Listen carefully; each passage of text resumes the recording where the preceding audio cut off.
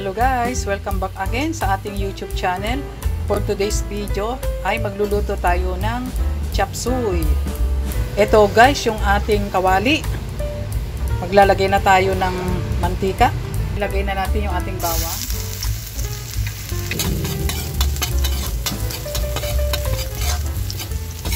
Isunod na rin natin guys yung ating sibuyas.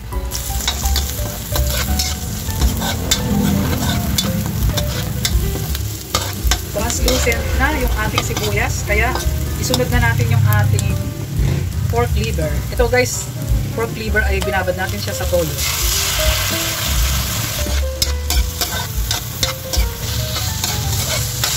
Itong ating pork liver guys ay set aside muna natin kasi hindi siya pwedeng ma-overcook. Isunod na natin guys yung ating carrots. Natin guys yung ating sayote. Lagay na rin natin guys yung ating pork cubes. Taktakan natin ng paminta. Maglagay din tayo guys ng oyster. At ilagay na rin natin guys yung ating bagu beans at red bell pepper.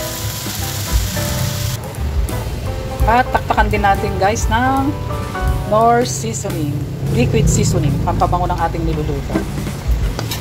At sabay halo-halo.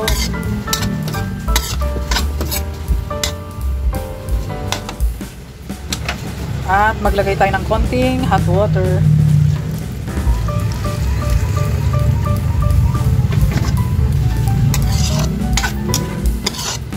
Ayan, hayaan muna natin guys kumulo. Update guys sa ating nilulutong chop suey. Ayan, kulukan na. Kaya isunod na rin natin guys yung ating pechay bagyo.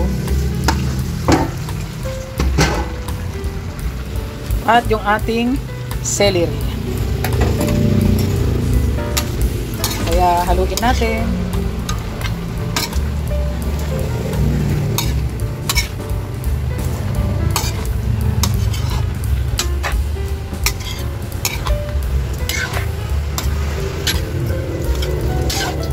Ayan guys, takpan ulit natin para mabilis maluto yung ating mga gulay.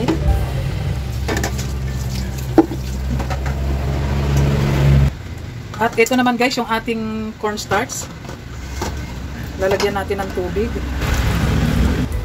At isang kutsarang asukal. I-mix natin dito guys. Update guys naman sa ating nilulutong chop suey. Gawin natin. Ilalagay natin yung ating tinunaw na cornstarch, pampalapot sa ating nililutong chop suey. At ilagay na rin natin guys yung ating ginisa kanina na pork liver. Ayan, natin natin guys.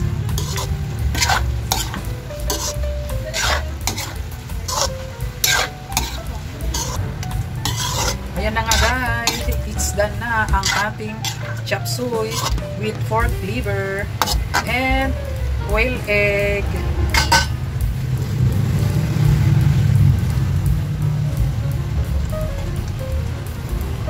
Kaya thank you for watching and don't forget to subscribe. Bye bye.